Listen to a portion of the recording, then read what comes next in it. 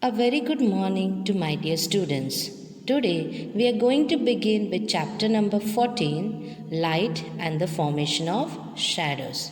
So now everybody will take your science textbook and open page number 97.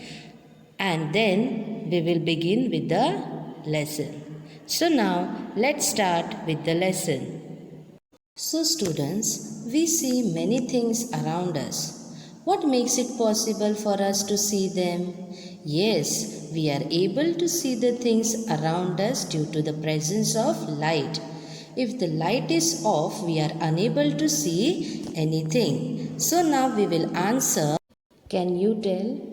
From page number 97. So, the first question, can we see anything in total darkness? Are we able to see? No. So you'll write there no. What help us to see the object around us? Yes, just now we have studied. What is that? Yes, light help us to see the objects around us. Third question. What does the light in each one of the pictures originate from? So in your textbook they have given the 4 pictures. Yes, so the first picture, in the first picture, the light is originating from the sun. In the second picture, the light is originating from electric bulb. Third picture, we get light from the firefly. And in the fourth picture, we are getting light from the candle. So, these all are called as sources of light. The objects or materials which emit light, meaning those which themselves are a source of light, are called luminous objects or materials. Okay, the intensity of light is determined by the extent to which the object emits light. That means intensity means what, children? Amount. Okay, amount of light. Yeah. Extent means the distance or the point till which the light is reaching. Okay, so the intensity of light is determined by the extent to which the object emits light. Okay, now you can see on the screen there they are showing 2 pictures, that is of torch and candle. So you can understand now who will give more light and who will give less light. Yeah, the distance. Yeah, so intensity means what? Till where that light is reaching of that particular object. Okay, that is called as a intensity. For example, the light emitted by an electric torch, yeah, is more intense than that obtained from a candle. That means the light of electric torch is more intense and of candle is less intense. Yeah, means it covers a longer distance. Electric torch covers a longer distance and also it shows more clearly. Compared to that, candle covers shorter distance and less, little it is blur like. Okay, it doesn't give more clarity. So did you understand what is the intensity of light? Yes, so torch is more intense than the candle. Now let's learn other sources of light. Okay, so the objects or materials that are not sources of light themselves are called non-luminous objects or materials. Means the objects which are not able to give light are called as non-luminous objects or materials. For example, moon, book, table, chair. Okay, these are the objects which are not able to emit light, so they are called as non-luminous objects or materials. So up till now we have learned about luminous and non-luminous object. Yes, so luminous means what? Which give or emit their own light. Luminous, which are not able to emit light, are called as non-luminous. Okay, now children, there are some of the man-made objects. Man-made objects means, yes, the objects made by man. Yes, so there are some man-made objects or materials, okay, which are able to emit light. These are called artificial sources of light. For example, candle, electric bulb, electric torch, oil lamp, fluorescent tubes are some of the examples of artificial sources of light. Okay. Now, this is the next point what we learned. What is that? Artificial sources of light.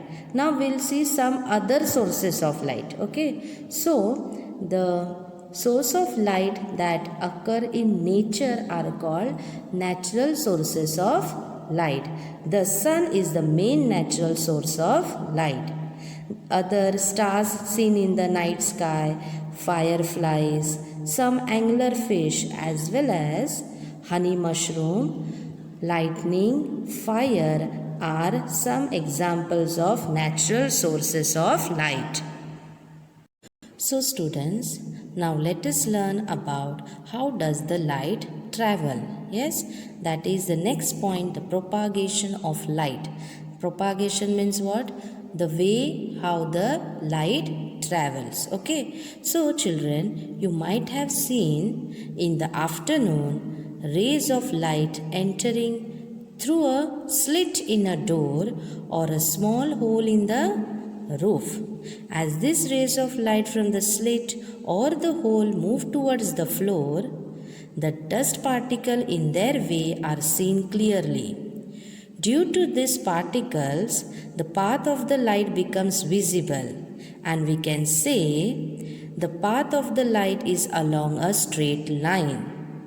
The property of light traveling in a straight line can be verified with the help of few activities. So now let us start with the activities. So now let us learn about the propagation of light through the activities. So now let's begin with the first activity. Take 3 cardboards.